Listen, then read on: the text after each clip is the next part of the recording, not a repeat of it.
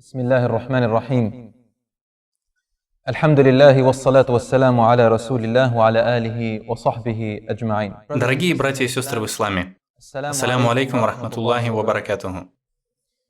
Как мне приятно видеть вас снова. Для меня это очень большая честь видеть вас снова. Для меня это как свет. Да примет Аллах вашу и мою работу. Честно говоря, от вас я получаю больше пользы, чем вы от меня. Этот опыт поможет мне, иншаллах, когда я вернусь обратно к своим землякам в Австралию.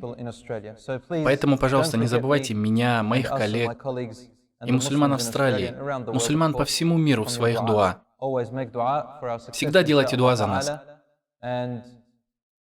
и очистите ваши намерения.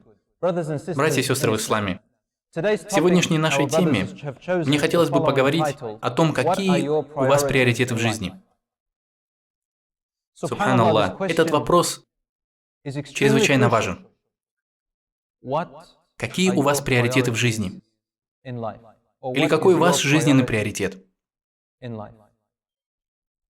Братья и сестры в исламе, я бы хотел, чтобы вы и я глубоко задумались сегодня ночью об этом вопросе. Подумайте об этом наилучшим образом. И я скажу вам почему.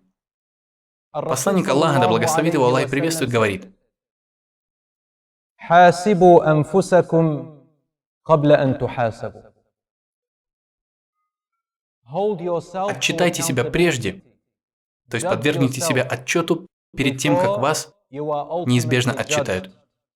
Перед тем, как вас подвергнут спросу в судный день. Посланник Аллаха, да благословит его Аллах и приветствует,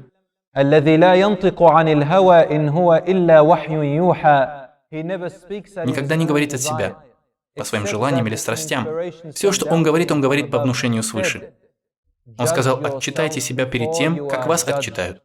Отчитает кто? Перед тем, как вас подвергнут окончательному суду Аллаха, Свят Он Велик. В тот день, когда Он заставит нас предстать, нравится нам это или нет. В тот день, когда Ибрагим, мир ему, падет на колени на землю, и он будет говорить. Он будет говорить: Аллахумма саллим, Аллахумма саллим. О Аллах, пожалуйста, даруй нам мир. Даруй нам мир. В тот день, когда каждый посланник и пророк будет убегать от просьбы, ходатайствовать за людей и скажет: мне нужно побеспокоиться только о своей душе. В тот день вас подвергнут суду. С вас спросят. Вас и меня спросят за каждую букву, которую мы произнесли. Да, я знаю, это обременяющая задача. Да, я знаю, оно налагает на нас тяжесть прямо сейчас. Однако человек, который отчитывает сам себя, находится в гораздо лучшем положении, чем любой, который проявляет по отношению к себе халатность. Разве вы не слышали слова Аллаха в Коране?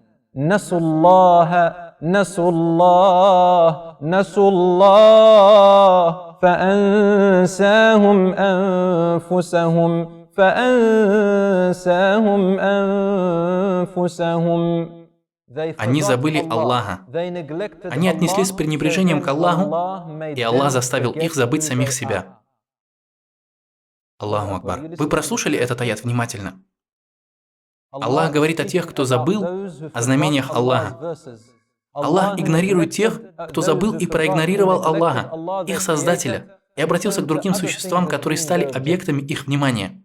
Они обратились к другим существам, которые стали для них самым важным. Они обратились, тянутся, устремились к другим созданиям вместо Аллаха. Аллах говорит, что они забыли Аллаха, отвлеклись от Аллаха на другие создания, пока не случилось что? Пока Аллах не заставил их забыть, даже кто они такие. Он заставил их забыть свою сущность, идентичность. Он заставил их забыть, кто вы такие, какова ваша цель и куда вы движетесь.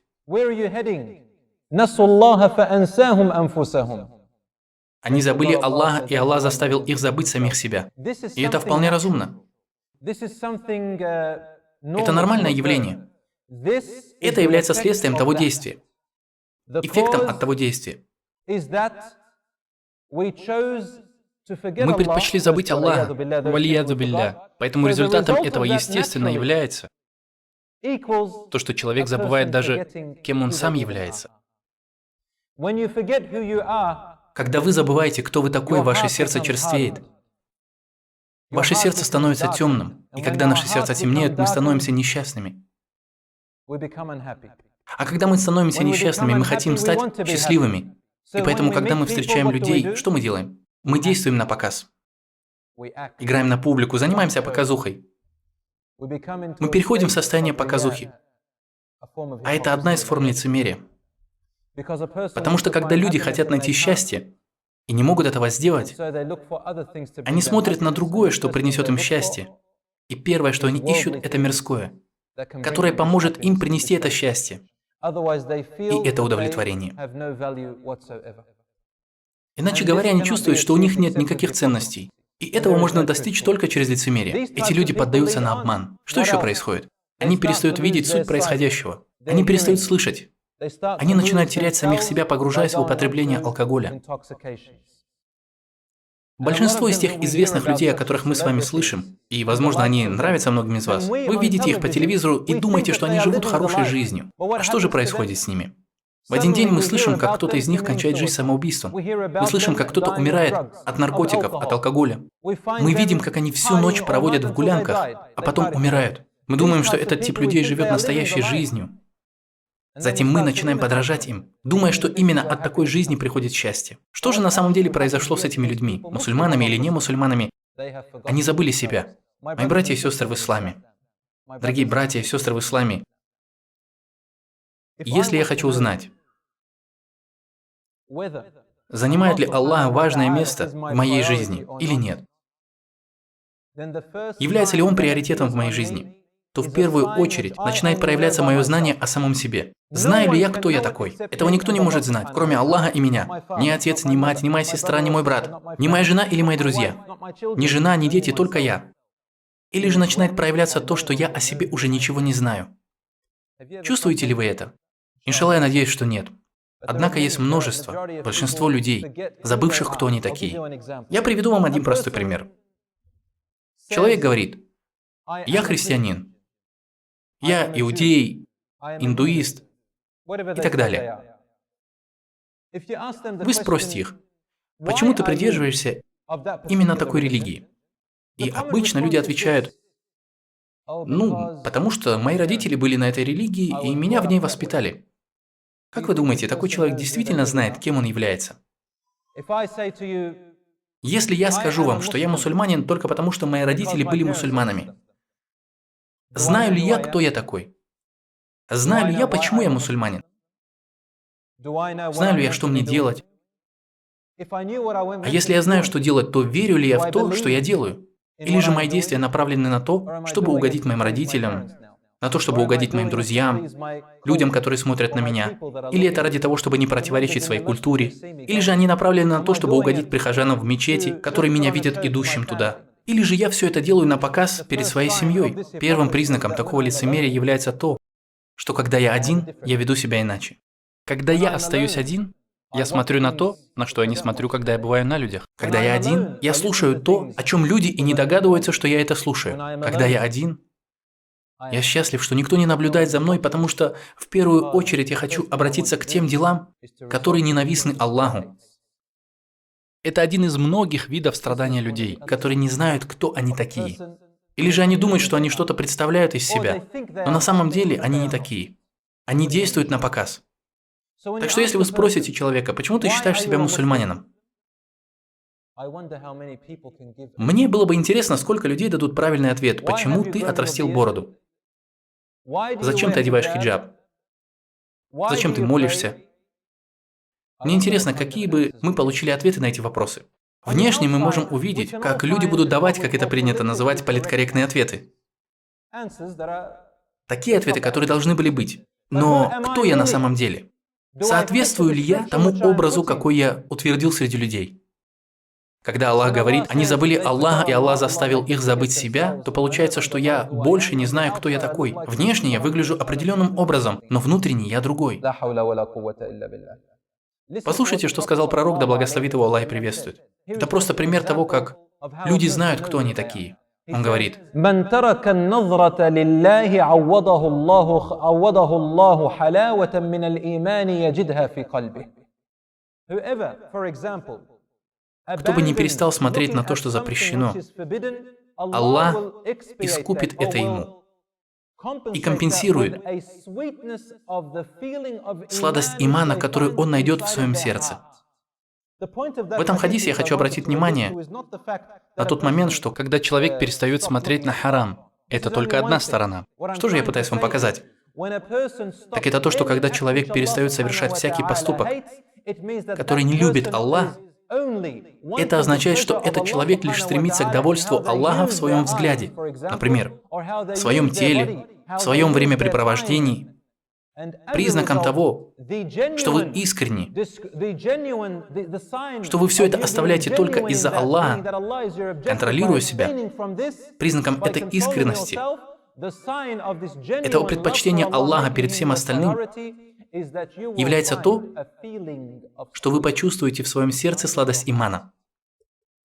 Сладость, валлахи, если вы дадите этому человеку все, что есть в этом мире, все, чего хочет каждый человек, у него будет такое же чувство при появлении в его сердце сладости имана.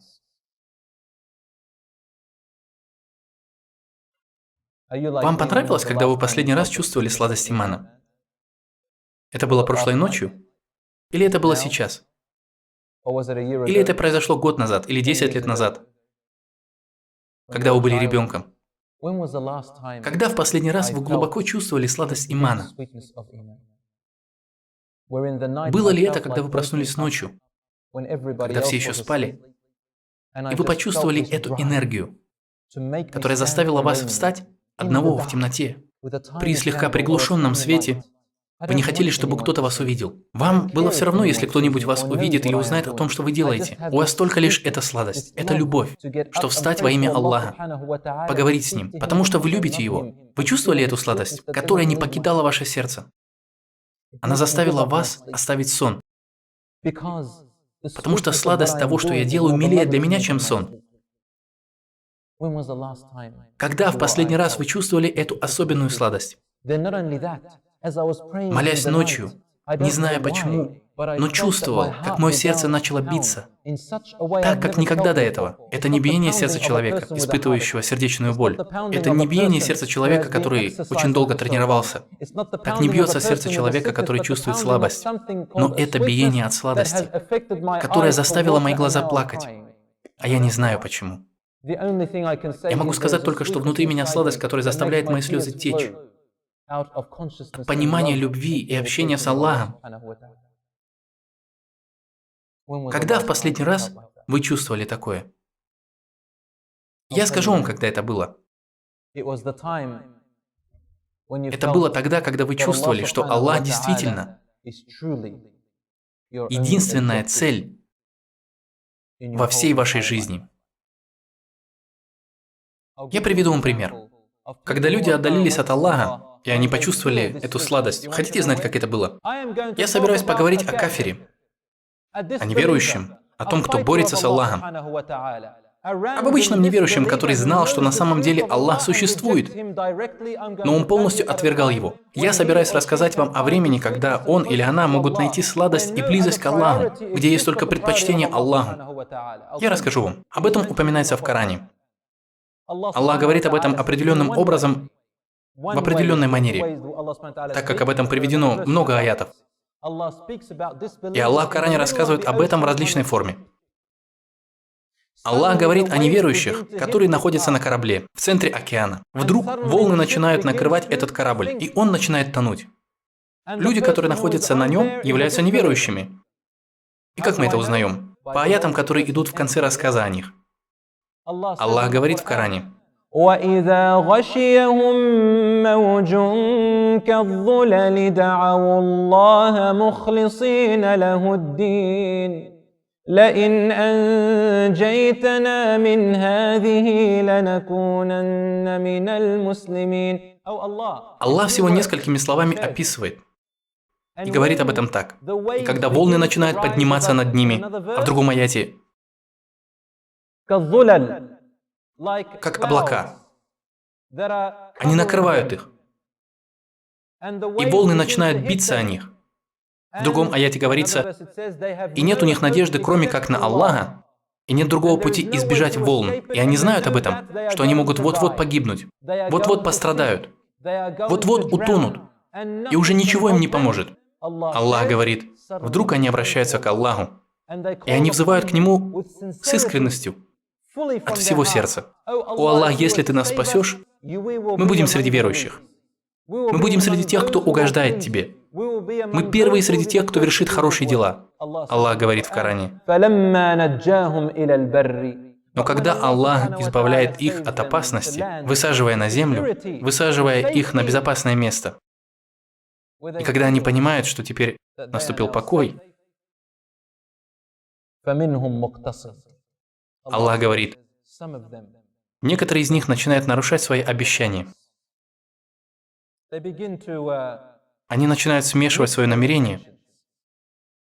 Они стараются забыть то, что они обещали до этого, когда были близки к смерти. Аллах говорит в Коране,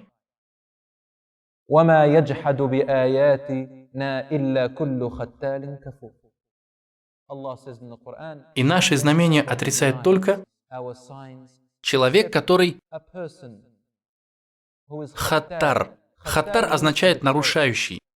Тот, кто дает обещание и постоянно нарушает его. Хаттар. Я обещаю вам, если вы спасете меня, я сделаю для вас то-то и то-то. Но когда вы спасаете его, он нарушает обещание. Хаттар. Кафур. Кафур означает буквально отрицать, игнорировать, прятать. Знамения Аллаха отвергают. Такова их реальность.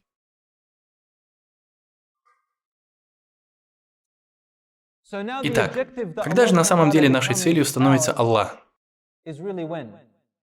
Когда наша жизнь заканчивается? Хотим ли мы на самом деле быть человеком, который не верит в Аллаха? Мы обращаемся к Аллаху только когда нам уже не на что надеяться. Когда у нас забирают все. Только тогда мы обращаемся к Аллаху? Или мы обращаемся к Аллаху, когда Он дал нам все? Мы смотрим вокруг и видим, что, альхамдулилля, мне хорошо. Есть ли у меня что-то или нет? Ведь в конце концов, для меня важна следующая жизнь. Мой приоритет – это Аллах. Так что же Аллах хочет от нас? Давайте начнем с хадиса пророка, да благословит его Аллах и приветствует. Он сказал,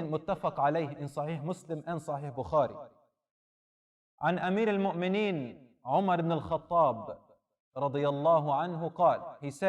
ибн аль-Хаттаб, повелитель верующих, Абу Хафс, он сказал о том, что пророк, да благословит его Аллах и приветствует, сказал,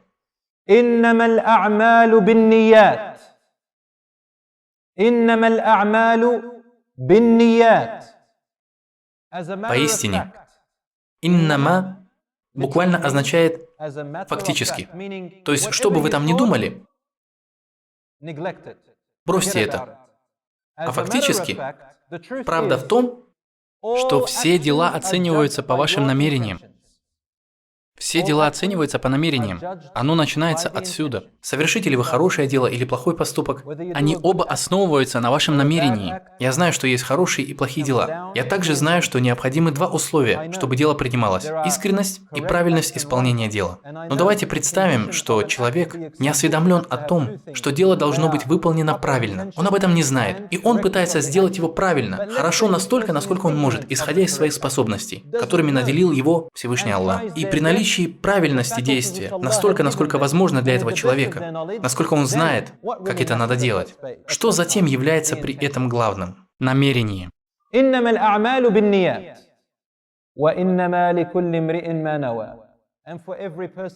И каждому человеку воздастся только за то, что он намеревался.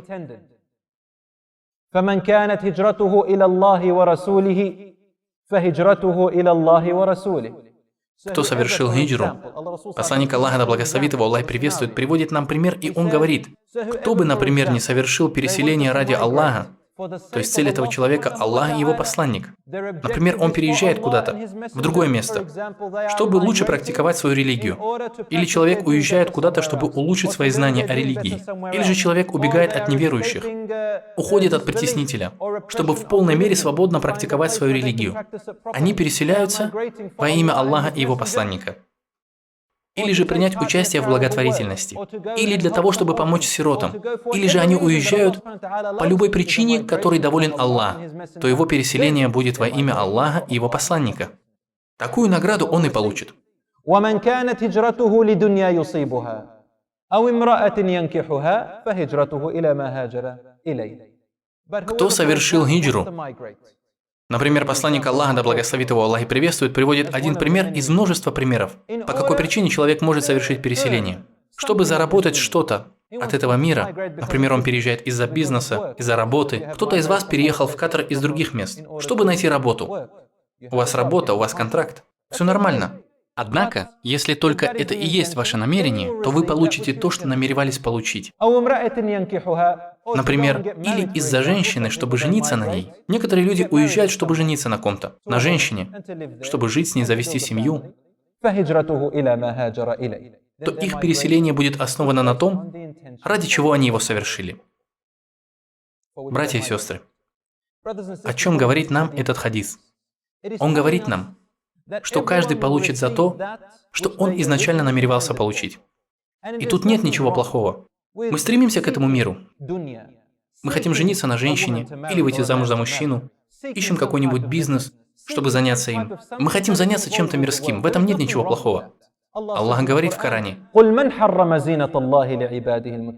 «Скажи, кто это тот, кто запретил украшения, то есть развлечения, комфорт из этого мира, красоту этого мира для рабов его, которые боятся своего Господа».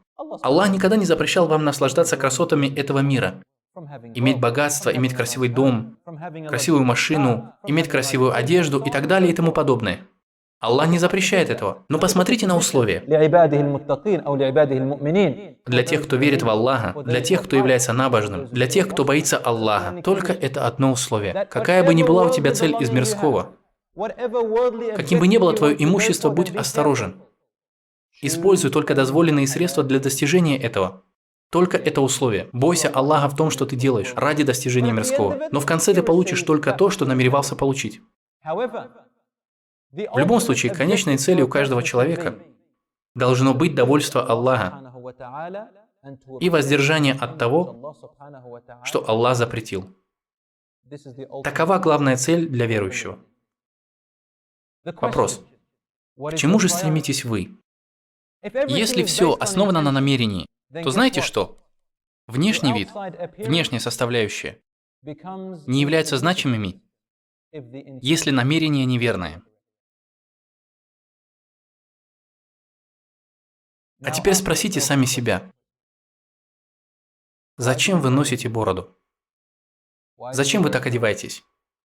Зачем вы молитесь в мечети? Зачем вы принимаете участие в благотворительных акциях? Зачем вы участвуете в организации лекций? Зачем вы приходите на лекции?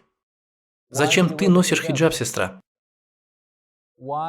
Зачем ты делаешь то, что любит Аллах? Я не пытаюсь никого судить, братья и сестры, клянусь Аллахом. Я просто пытаюсь проникнуть в сердца и помочь себе и вам, подвергнуть самих себя отчету до того, как Аллах отчитает нас. Я хочу, чтобы в судный день вам не пришлось бы спрашивать с меня, а мне не пришлось бы спрашивать с вас. Аллах постоянно напоминает нам о будущей жизни. Он постоянно нам напоминает о зле того дня и благе того дня. Он это делает только лишь потому, что Он заботится о нас. Он хочет, чтобы мы подготовились. Однажды человек пришел к пророку, да благословит его Аллах и приветствует, и сказал: «О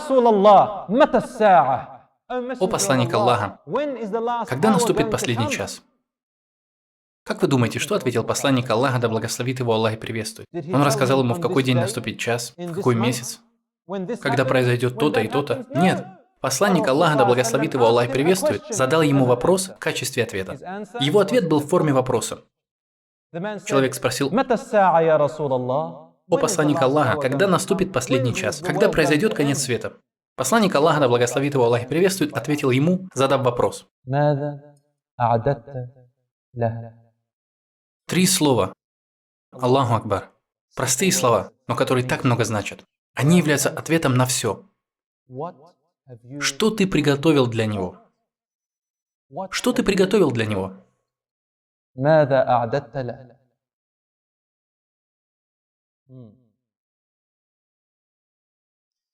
Мужчина спрашивает, когда наступит конец света. И посланник Аллаха, да благословит его Аллах и приветствует, говорит ему, что ты приготовил для него. Понимаете?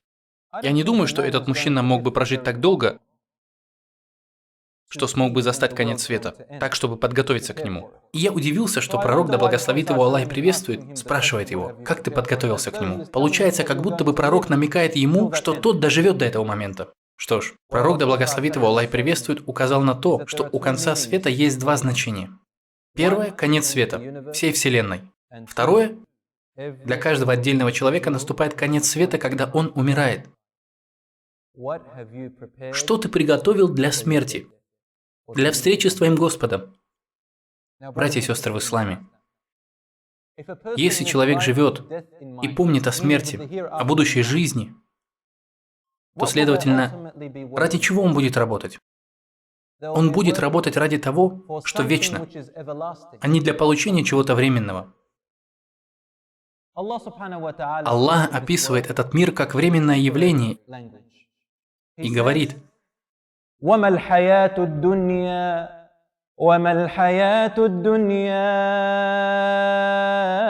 إلا متاع الغرور. Этот мир, эта жизнь, это дунья. Дунья происходит от слова «дана» или «дания», что значит «низкая жизнь». Нечто нестоящее, незначительное. Жизнь этого незначительного мира является только лишь матаа и гурур. Матаа означает временное наслаждение. Гурур – обман.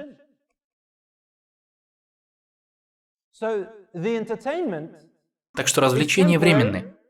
Они не только временные, они еще и обманчивы, они не настоящие. Вы знаете, когда мы слышим, говорим о загробной жизни, нам это кажется каким-то сном, мечтой, какой-то фантазией, тем, что не влияет на нас, потому что она не здесь и не сейчас. Однако Аллах говорит нам совершенно иначе. Вы почувствуете в будущей жизни, что такое на самом деле этот мир, который вы воспринимали как реальность, что он был фантазией, он был просто воображением.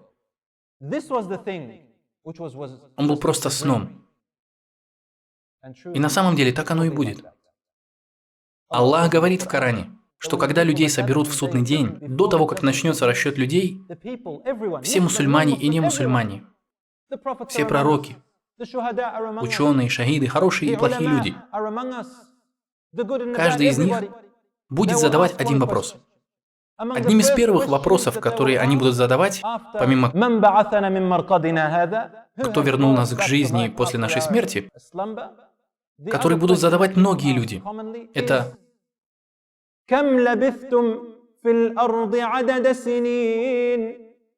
«О люди, вы думаете о том же, о чем и я?» Это я передаю смысл аята, образный язык этого аята. «О люди, вы думаете о том же, что и я?» Как долго? Сколько лет, как вы думаете, мы пробыли на Земле? Кто-нибудь считал, сколько лет прошло? То есть, как будто бы человек хочет сказать: я вижу, а ведь немного-то времени и прошло. А давай-ка я спрошу у людей. Аллах говорит, люди будут отвечать друг другу. Каждый будет отвечать другому. Они будут говорить: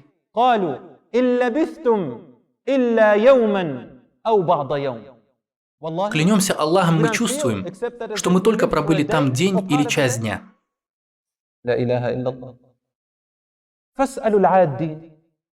Давайте же спросим тех, кто может хорошо считать. Вот что будут говорить люди в судный день. Давайте спросим тех, кто хорошо считает. Пойдемте и спросим у них.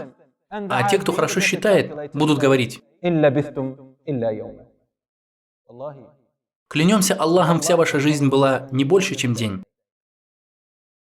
О чем они говорят? Об одной, двух жизнях, о вашей, о моей жизни? Нет. О 60-70 годах? Нет. Он говорит о жизни с момента начала появления человека до конца света.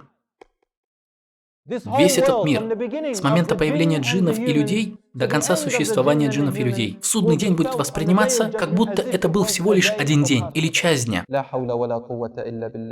Именно в тот момент людей охватит уныние. Они будут говорить: «И этой жизнью я был недоволен, день или половина дня. И эту жизнь я потратил зря. День или половину дня. И в этот промежуток времени я был недоволен по поводу того, сколько раз мне нужно было молиться. Именно в этот короткий промежуток времени я накапливал, собирал свое имущество, все мои деньги, и я забыл о милостыне, о закяте, о правах других, а это всего лишь день или часть дня. И это существование целой вселенной. Что же можно сказать тогда о каких-то 60 или 70 годах, лично моей жизни? Это маленькая точка, внутри маленькой точки. Из-за этого мгновения я пренебрегал своей молитвой. Из-за этого мига я был несправедлив к своей семье. Я притеснял людей, которые были другой национальности. Я притеснял своего работника, притеснял своих родственников. Ради всего лишь мига, секунды времени. Я жаловался на болезнь, которая у меня была. Я упрекал Аллаха за свои страдания. Ради какой-то ничтожной доли времени, Аллаху Акбар. Я потратил свое время и продал свою будущую жизнь ради этой жизни. Аллах говорит в Коране: يومئذ يتذكر الإنسان وأنى له الذكرى. в тот день человек вспомнит. يتذكر.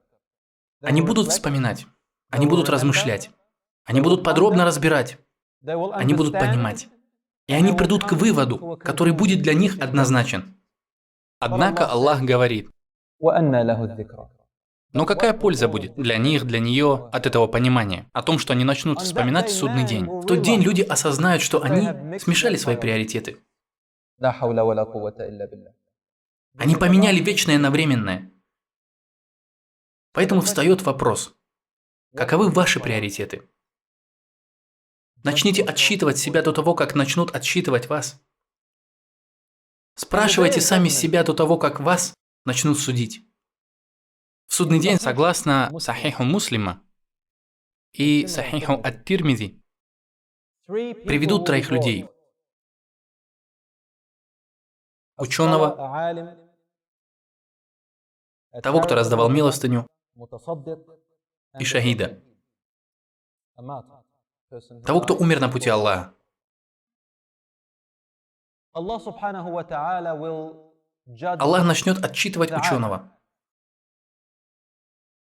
Он спросит у него: «Я даровал тебе знания.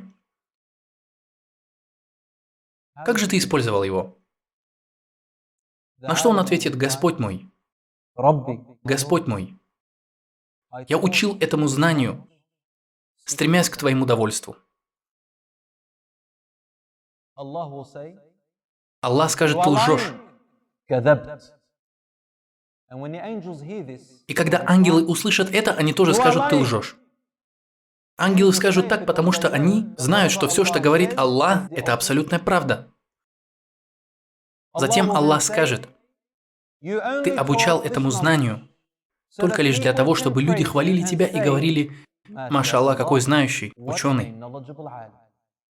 Давайте сделаем его нашим предводителем. Давайте ему в первую очередь будем оказывать почтение. Давайте ему первому будем давать еду. Давайте посадим его в наши дорогие машины. Давайте будем расходовать на него из наших денег. И все такое. Давайте будем называть его определенным именем. Вот для чего ты учил людей. Ты получил все, к чему стремился. Ты получил то, что намеревался получить. Алим, который научил тысячи людей, даже миллионы людей по всему миру. Они начали молиться благодаря ему. Они через него узнали, как платить закят. Они начали делать призыв благодаря ему или ей. Люди спасли себя от адского пламени благодаря этому ученому, по причине того, что он обучал их, а он сам будет назван лжецом? В его сердце было что-то такое, о чем знал только Аллах, и случилось такое? Да, даже с ученым может это произойти. Аллах говорит в Коране: وَقَدِمْنَا إِلَى مَا عَمِلُوا مِنْ عَمَلٍ فَجَعَلْنَاهُ هَبَاءً. Поэтому может случиться так, что приведут людей в судный день. А они сделали так много работы, больше, чем кто-либо. а затем мы обратим их просто в пыль, в развеянный прах. И мы просим Аллаха, чтобы Он спас нас от этого. Затем приведут того, кто раздавал милостыню. Состоятельный, жил в изобилии, богатый и при деньгах. Что ты сделал с имуществом, которое я даровал тебе? Ризк.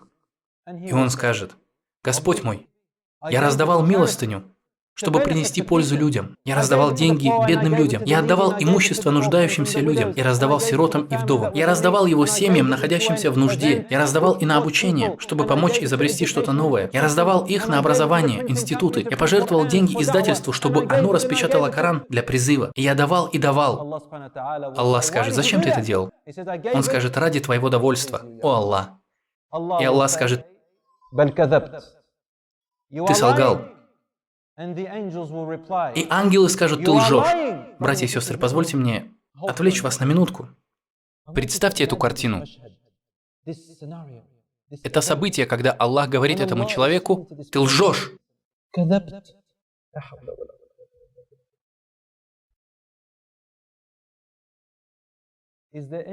Может ли быть еще какой-нибудь суд последним, окончательным, чем расчет, когда ты находишься перед Аллахом? Аллах говорит: ты лжешь. Затем это говорят ангелы. Как эхо вы слышите это.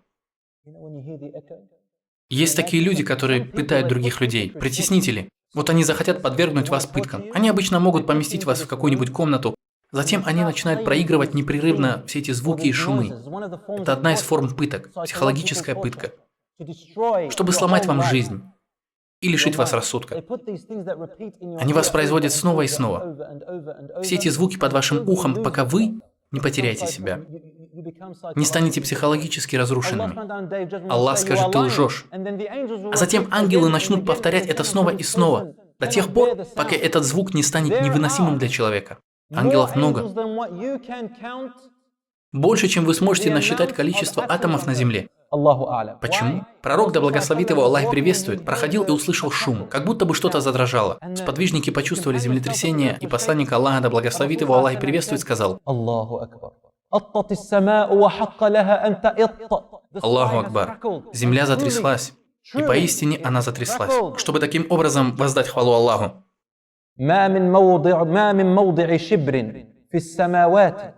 Нет на небесах, на всех небесах места размером с ладонь, где бы ни стоял ангел перед Аллахом, в котором бы он совершал поясной поклон Аллаху или совершал земной поклон. И посланник Аллаха сказал: первое небо по сравнению со вторым небом, как кольцо, брошенное в бесконечную пустыню. Второе по сравнению с третьим, как кольцо, брошенное в пустыне. Третье по сравнению с четвертым, как кольцо, брошенное в пустыне. И так до седьмого неба. И везде на площади размером с ладонь стоит ангел. В судный день все эти ангелы скажут: ты солгал. Все ангелы скажут это. И никто не будет молчать. Затем Аллах скажет: ты раздавал это богатство, которое я даровал тебе, чтобы люди называли тебя щедрым человеком. И чтобы о тебе после твоей смерти говорили, что такой-то был щедрым, великодушным человеком. И поскольку к этому ты стремился, это ты и получил. Сегодня же у нас для тебя ничего нет. Затем приведут шахида. Человек, который отдал свою жизнь на пути Аллаха.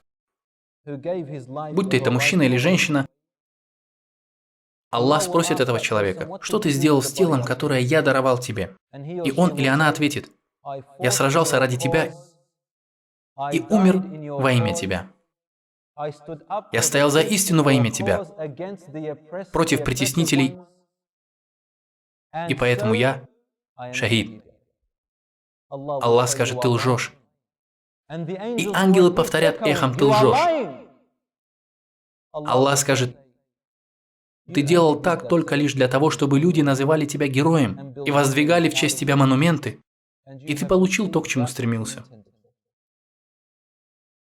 Посланник Аллаха, да благословит его Аллах приветствует, говорил с Муазом, да будет доволен им Аллах, в этом хадисе. Муаз сидел перед ним, и он схватил колено Муаза показывая, чтобы тот обратил внимание на его слова. Он собирался сказать нечто очень серьезное. يا معاذ هؤلاء أول من تسعر بهم النار يوم القيامة. Эти трое первых людей будут первыми, для кого Аллах разожжет пламя ада. والعياذ بالله نسأل الله سبحانه وتعالى السلامة والعافية. آمين. Ученый, раздающий милостыню, и шахид. Первые люди, для кого будет разожжен огонь. الله أكبر. Почему? Только лишь из-за секрета, который жил внутри них, из-за их сердец, из-за их намерений, из-за их целей, из-за их приоритетов. Они предпочли что-то из этого мира Аллаху. Почему я упомянул этот хадис? Многие люди полагают, что если они предпочли довольство Аллаха, то они должны только лишь молиться, поститься, совершать все ритуальные формы поклонения, и это принесет вам место в раю. Но внешнее поведение – это всего лишь одна сторона. Однако, если сердце и намерение не в союзе друг с другом, то вся эта работа ничего из себя не представляет. Есть люди, которые полагают, что отказаться от предпочтения этого мира означает, что вы не должны иметь хорошую машину, вы не должны зарабатывать хорошие деньги, вы вообще не должны наслаждаться жизнью. Они думают, что если вы совершаете все это, то Аллах больше не является вашей целью. Это ложь. Это неверное представление. Кто сказал, что му'мин, верующий, пророк, не может посмеяться, не может получить удовольствие от жизни? Посланник, да благословит его Аллах и приветствует, однажды сказал: Аллах красив и любит красоту. Он любит, когда его рабы бывают красивыми, выглядят красиво, наслаждаются хорошим. Человек. Это был ответ человеку, который сказал: «О посланник Аллаха, кто-то из нас любит носить красивую одежду, красивую обувь». И посланник Аллаха, да благословит его Аллах и приветствует, сказал: «Аллах красив и любит красоту. Тут нет ничего плохого». Сподвижники, они сидели после утреннего намаза и говорили о том, что заставляло посланника Аллаха, да благословит его Аллах и приветствует, улыбаться. Они смеялись по этому поводу, они развлекали себя мирским, но делали это в дозволенной форме. Они любили побеседовать, они любили развлекать друг друга. Имам Ибн Аль-Каим, да помилует его Аллах, вы слышали об имаме Ибн Аль-Каиме? Ибн Аль-Каим Аль-Джаузи, да помилует его Аллах. Он говорил: одно из того, что я выучил, как надо прожить жизнь, будучи верующим, было то, что я сидел однажды под деревом, делая записи. Имам Ибн Аль-Каим, маша Аллах, много писал, и его произведения были очень красивыми. Люди говорили, что они любили читать труды Ибн Аль-Каима больше, чем они любили слушать. А Ибн Таймию они больше любили слушать, чем читать. Так что имам Ибн Аль-Каим обладал очень поэтичным словом. Он говорил: я сидел под деревом, и все это в стихах. И я увидел двух мужчин, которые несли бревно. Что они несли? Бревно. И это бревно было очень тяжелым. Один человек на одном конце, другой на другом. И они пытались перенести это бревно в другое место. И он увидел, как они вспотели, и им было жарко. Он увидел, как они рассказывали друг другу стихи. Один начинал их читать, а другой должен был начать стих с той буквы, на которой остановился предыдущий. То есть они играли. Играли и развлекали друг друга. Ибн Аль-Каим, да помилует его Аллах, говорит: я понял, слушая их. Если довольство Аллаха является твоей целью, то это не значит, что ты должен оставлять и избегать удовольствия этого мира. А наоборот, воспользуйся этими удовольствиями, сделав правильное намерение, и используй их в дозволенной форме, так как это любит Аллах. Нет ничего плохого в том, чтобы читать стихи и развлекаться таким образом. Устроив игру с чтением стихов, начиная с буквы, на которой остановился соперник, чтобы забыть боль, которая на них напала, чтобы забыть жару, которая у них началась, чтобы помочь таким образом завершить работу, перетащить это бревно и остаться таким же радостным, счастливым и удовлетворенным. То же самое и касательно нашей религии. Если твой приоритет – это довольство Аллаха, то одним из способов, который поможет тебе, является работа во имя Аллаха в развлекательной форме. И тут нет ничего плохого. Посланник Аллаха, да благословит его Аллах и приветствует, однажды учил одного человека, сколько ракатов нужно совершать в каждой молитве, и сколько молитв нужно совершать. Итак, посланник Аллаха, да благословит его Аллах и приветствует, повторял: фаджр состоит из 2 ракатов, зухр 4, аср 4, магриб 3, айша 4. И он пытался объяснить еще и дополнительные намазы, которые совершаются после обязательных. Человек тот не мог это все запомнить, субханаллах. У него была плохая память. В этот момент зашел сподвижник, и он увидел, как пророк, да благословит его Аллах и приветствует, уже на самом деле не знал, как объяснить этому человеку. Он пытался научить этого человека, чтобы тот запомнил количество ракатов и так далее. Сподвижник сказал: «О посланник Аллаха, позволь мне, можно я попробую?» И он сел рядом с этим человеком и объяснил этому человеку то, что говорил пророк, да благословит его Аллах и приветствует, в стихотворной форме. И человек сразу это запомнил. Учить религии в развлекательной форме. Ты наслаждаешься этим. Ты смеешься, и в то же самое время ты этим своим делом показываешь свое стремление к Аллаху. Зачем ты так учишь? Делая это, ты облегчаешь религию для людей. Доводишь до людей религию. Некоторые люди говорят: «Зачем мне ездить в мечеть на машине? В мечеть нужно идти пешком. Брат, это время зугра. А на улице 40 градусов жары.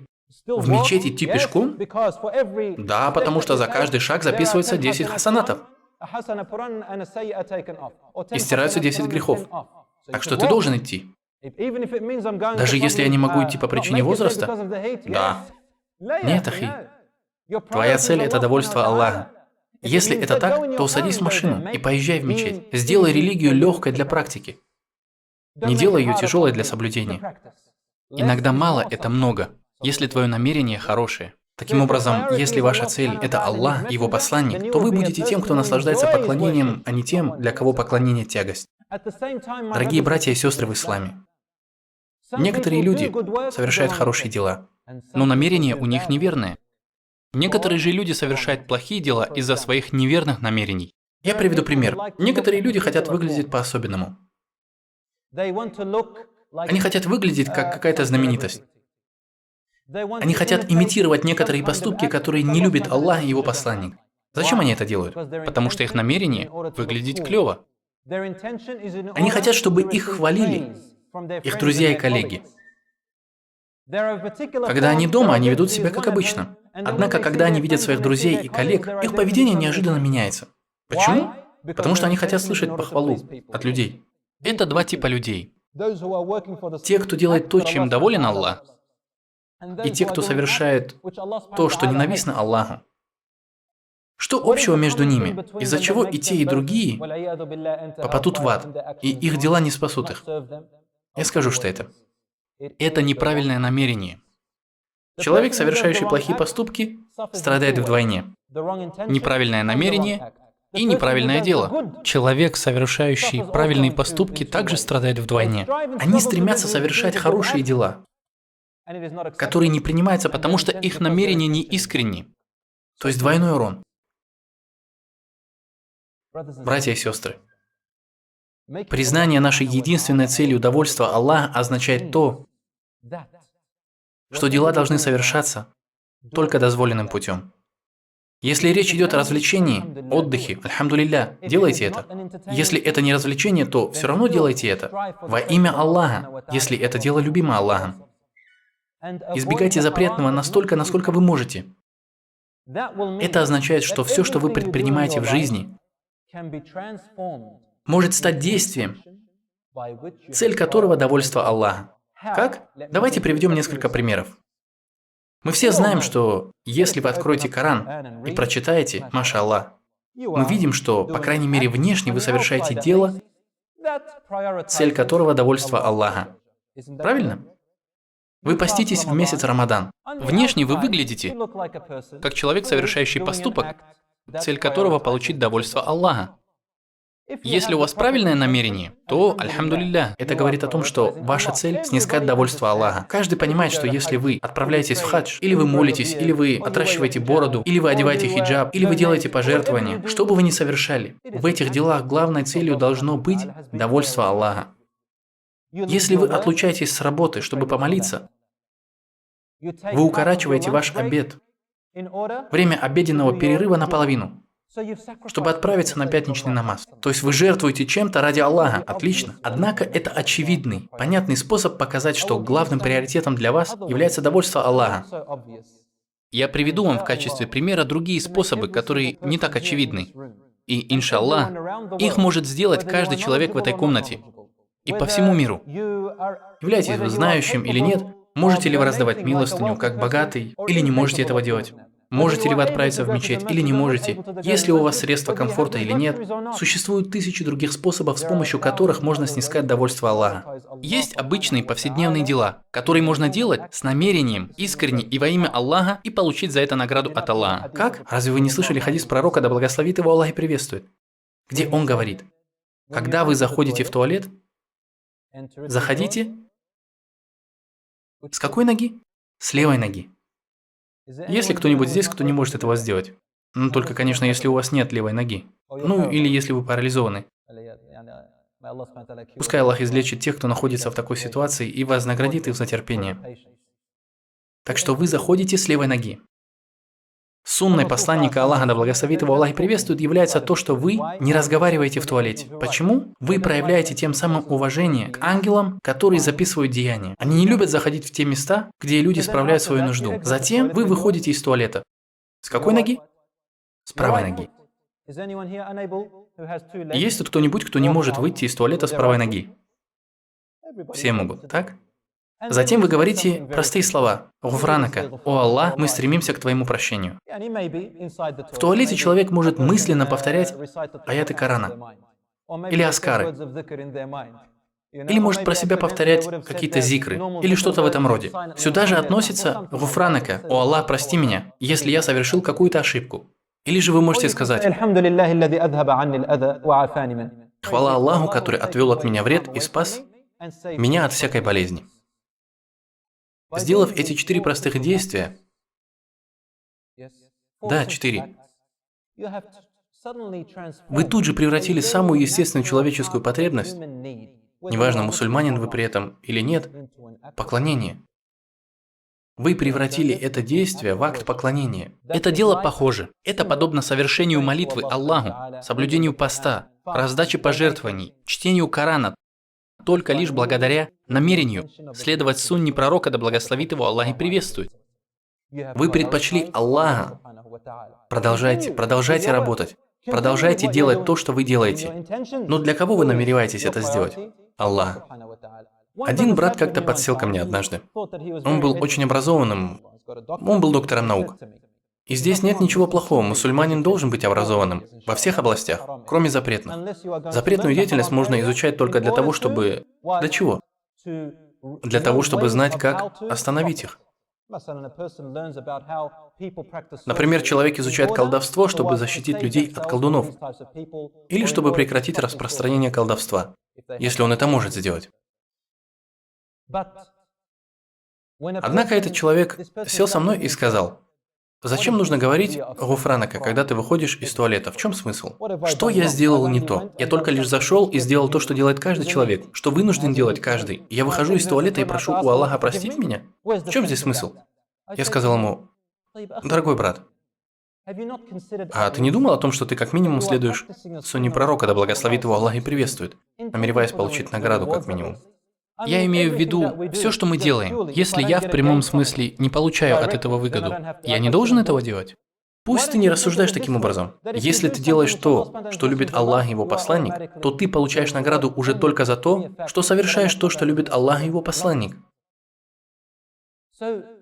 Итак, я приведу вам пример того, когда для вас главной целью является довольство Аллаха и его посланника. Там, в Австралии, я однажды спросил сестру, которая приняла ислам. Да примет Аллах от всех, кто изменил свою жизнь во имя Аллаха. Эта сестра надела хиджаб. Все как положено. А не просто платочек и брюки, как сейчас одеваются на Западе. Они носят брюки и шарфик. Хиджаб – это не шарфик. Шарф мужчины тоже носят. Даже здесь, в Катаре, носят. На арабском языке это называется химар. Мужчины тоже его носят. Разница лишь в том, что Аллах говорит женщинам: пусть женщины будут использовать этот химар, чтобы скрыть свой джейб. Джейб – это открытые места, которые остаются, когда вы надеваете рубашку или что-либо на тело. Так что если где-то будет сильно открыто, то вы должны прикрыть грудь, спину и так далее. Итак, хиджаб. Я сказал: можно мне спросить тебя, зачем ты носишь хиджаб? Это новообращенная мусульманка, новообращенные мусульмане. Зачем они носят хиджаб? Мы всегда делаем призыв ради Аллаха. И всегда пытаемся объяснить причину и мудрость ношения хиджаба. И часто терпим неудачу в этом. Нелегко объяснить мудрость ношения хиджаба не мусульманам. Вообще нелегко. Даже очень и очень трудно. Итак, зачем она надела хиджаб? Она стала мусульманкой, потому что увидела истинность ислама. Она нашла Аллаха, поверила в Него, поверила в судный день, в Коран. И смотрите, вдруг она находит аят в Коране, который говорит ей надеть хиджаб. Она спрашивает, это сказал Аллах? Да, сказал Аллах. Все, мне этого достаточно. Стремление к довольству Аллаха означает, что человек автоматически делает то, что советует и приказывает делать Аллах. Таким же образом ведет себя человек только лишь потому, что его цель – довольство Аллаха. Братья и сестры в исламе, каковы ваши приоритеты? Вы совершаете поступки, чтобы получить мирскую выгоду? Или чтобы заслужить довольство Аллаха? Сядьте ночью. Один. Чтобы вас ничто не отвлекало. И спросите себя. Сегодня я посетил эту лекцию. Зачем я это сделал? Чего я хотел этим добиться? Сегодня я дал садака. Зачем я хотел это сделать? Чего я хотел добиться, сделав это? Сегодня я присоединился к какой-то работе с братьями и сестрами. Зачем я это сделал? Что я хотел получить от этого?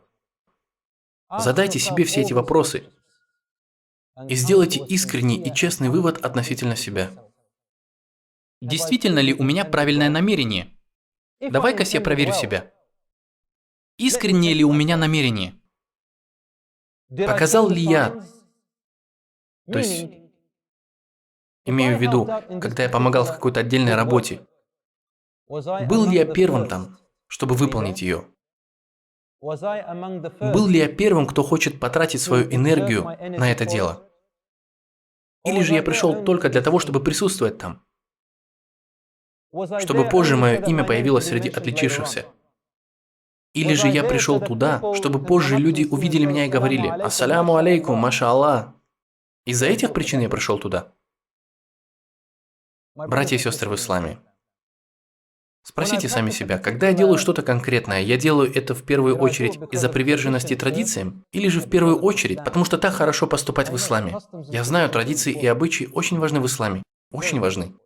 В нашем шариате есть 5 принципов, и они сводятся к конечным правилам фикхи. Один из них гласит, что традиции могут быть использованы в качестве норм права. Обычаи могут быть использованы, чтобы формировать нормы шариата, но только лишь после того, как в этом вопросе есть ясное предписание от Аллаха и Его посланника. Таким образом, если имеется ясное предписание от Аллаха и Его посланника, и есть также обычаи и традиции, к чему должен я прибегать вначале? Я приведу вам несколько примеров. Женитьба в Австралии. Я увидел много разных обычаев празднования свадьбы у австралийцев. Субханаллах, некоторые из них были приятны, но другие, валлахи, вызывают боль в сердце. Это привело к тому, что многие молодые люди отказались жениться и прибегли к греховным средствам, разным средствам, что поставило многих родителей в затруднительное положение. Традиция и культура, например, в моей культуре, арабской культуре, я не хочу нападать с критикой на кого-то, ведь так много культур и традиций. В моей культуре, в ливанской культуре, Когда ты хочешь жениться, ты должен обговорить махар. Это из ислама. Махар – приданное. Так переводится это слово. В некоторых частях Ливана есть традиция, согласно которой махар должен составлять более $100 000.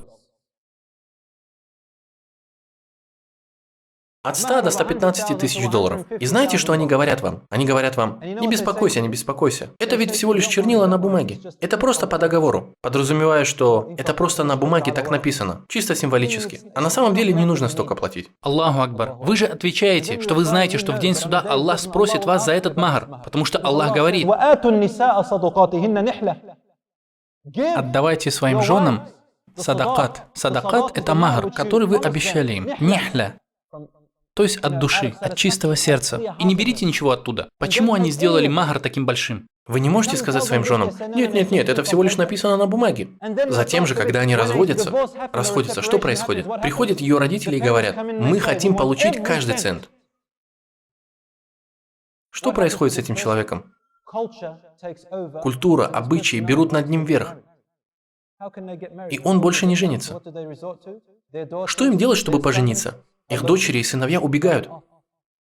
Почему они сделали махр таким большим? Из-за предрассудков культуры и обычаев. Что подумают люди? Моя дочь должна отдаваться задешево? Ты что, продаешь свою дочь? Один брат рассказал мне, что он уехал в Ливан, чтобы жениться. Я рассказываю вам о своем земляке. Ему сказал брат, зная, что он из Австралии: хочешь жениться? 50 тысяч долларов. Тот ответил: ты что, мне корову продаешь, что ли? У нас что тут, торговля скотом? Твоя дочь стоит гораздо больше, но это не значит, что нужно устанавливать плату. Это просто традиция. Другой момент, когда ты занят женитьбой. Тебе нужно организовать большое торжество. Помолвка до свадьбы, никах даже еще не сделан. И они тебе говорят: теперь мы хотим, чтобы ты официально посватался к моей дочери. Нужно пригласить родственников, нужно пригласить этого человека, нужно пригласить того человека. Итак, сколько денег у тебя уйдет на то, чтобы организовать данное мероприятие? Тебе нужно снять этот зал, тебе нужно купить то. Она к тому же должна быть в полусвадебном платье. Аллаху Акбар. Брат ее еще даже не засватал. Он еще не женился. Он просто идет просить руки девушки. Могу ли я жениться на вашей дочери в будущем, иншаллах, если все будет хорошо? И при этом он уже автоматически платит. Во сколько же фактически в конечном итоге обойдется ему свадьба? В итоге брат становится бедным и говорит: субханаллах, мы сейчас не можем пожениться. Его спрашивают: почему? Он говорит: я потратил все свои деньги на твое сватовство. Нам нужно подождать, где-то год. Мне нужно будет сильно потрудиться, работать в 2 местах. Прости, я не могу сейчас с тобой говорить. У меня было намерение жениться, но сейчас мне нужно работать. День на одной работе, день на другой. Родители говорят: брат, она была засватана целый год. Обычаи говорят, что теперь ты не можешь быть один. Давай сделаем катбиктеп, никах. Так сказать, брачный договор. Но когда ты заключишь никах, вам нельзя выходить из дому одним. Вам нельзя прикасаться друг к другу, что подумают люди. Слушай, брат, но я же женился на ней. Нет. Мы это делаем только для того, чтобы помочь тебе. Начнутся разговоры, начнут приходить другие к ней свататься. Это будет аиб. Смотрите, как тяжело становится жениться. Затем этот брат хочет прервать женитьбу, а ему говорят: принеси обратно махр. Но это же был чисто символический договор. Каждый цент положи сюда, она моя дочь. А ты что думал, просто так она достанется тебе? Пришла и ушла? Что происходит? Этот человек вообще больше не хочет жениться. У нас на Западе сейчас появилось понятие сожительства. Они не муж и жена. Это происходит даже в наших общинах мусульман. Почему? Потому что они предпочитают традиции, культуру и обычаи исламу. Один брат, я сказал ему: когда ты собираешься жениться, это только обещание. Приди и спроси отца: брат, иншаллах, могу я взять в жены твою дочь? Он скажет: что ж, ты мне кажешься хорошим человеком. Приведи сюда своего отца. Пусть они немного поговорят. И отец дочери скажет: хорошо, у тебя есть 2 недели. Мы должны узнать тебя получше. Ты должен узнать нас получше. За это время никто к ней не будет свататься. Вот и все. На следующий день человек может снять трубку, позвонить и сказать: ахи, ты знаешь, мы подумали, нам лучше разойтись. Все, нет проблем. Она ищет дальше, он ведет поиски дальше. Просто, все очень просто.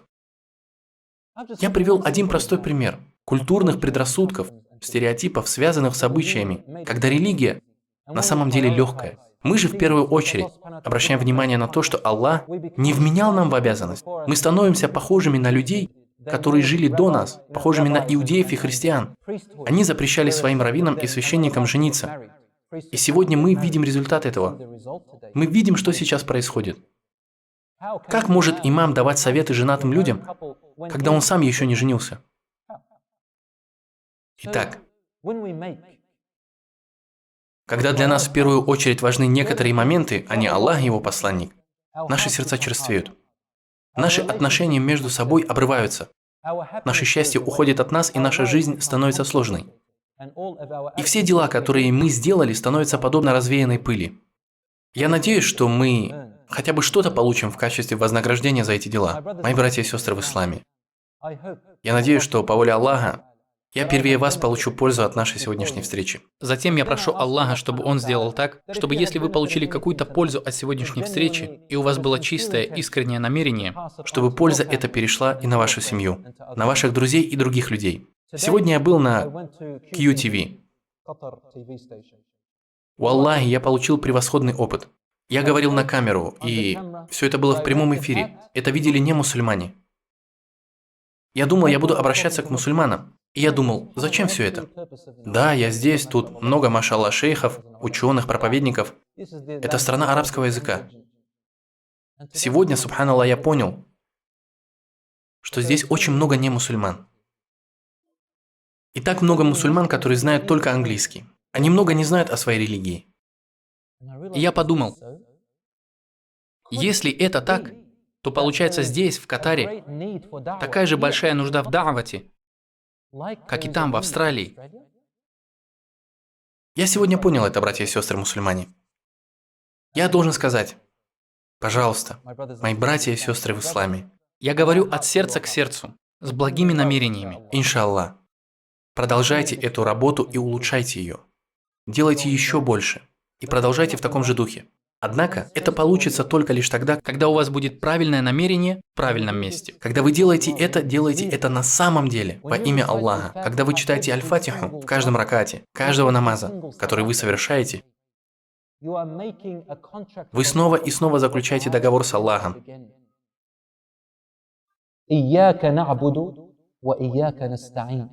Тебе одному, о Аллах, мы поклоняемся, и у Тебя одного, о Аллах, мы просим помощи. Вы действительно имеете это в виду, когда читаете? Я спрашиваю, вы действительно это имеете в виду? Вы действительно имеете в виду, что поклоняетесь только одному Аллаху? Вы знаете смысл слов?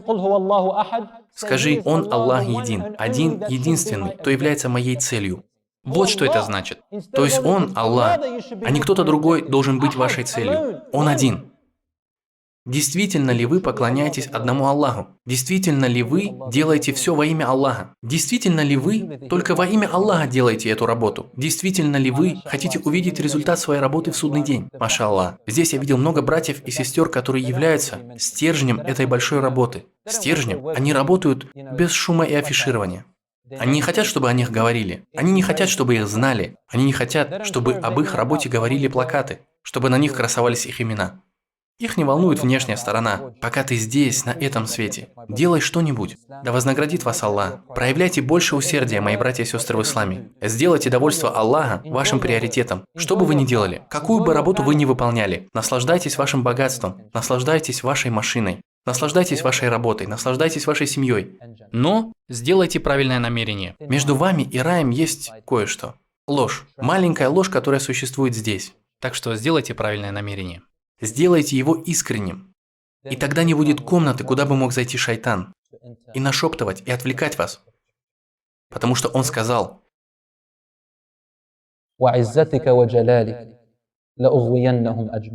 «Клянусь твоей могущественной силой, о Господь, я всех их собью с прямого пути, кроме одного типа людей». И я хотел бы закончить этими людьми, иншаллах. Что он сказал? إلا عبادك منهم المخلصين.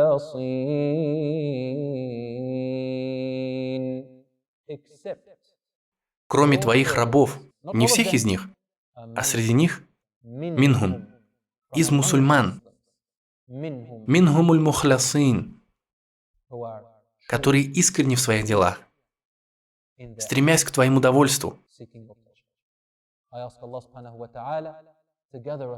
Я прошу Аллаха, чтобы Он собрал нас среди тех, кто является искренним и чьи дела не будут развеяны прахом. Чтобы Он принял наши дела, даже если они малы. Чтобы Он засчитал их как горы хороших дел. Я прошу Аллаха, чтобы Он принял мою работу. И я прошу Аллаха, чтобы Он включил моих братьев и сестер здесь, в Катаре, в число самых успешных, и чтобы сделал вашу работу среди самых успешных. Я прошу Аллаха, чтобы Он принес счастье в ваши сердца и удовлетворение в ваши сердца, облегчил вам жизнь, сделал ее для вас простой и легкой. Я прошу Аллаха, чтобы Он простил ваши грехи и мои, даровал нам милость, соединил наши сердца. И я прошу Аллаха, чтобы Он принял мою работу, и я прошу Аллаха, чтобы Он даровал нам пользу, даровав нам хорошее знание. Я прошу Аллаха, чтобы мы встретились снова, если не в этом мире, то в будущей жизни в раю. Я прошу Аллаха, чтобы Он ответил на наши дуа. أقول قولي هذا وأستغفر الله لي ولكم فاستغفروه يا فوز المستغفرين هذا وصلى الله على نبينا محمد وعلى آله وصحبه أجمعين والسلام عليكم ورحمة الله وبركاته.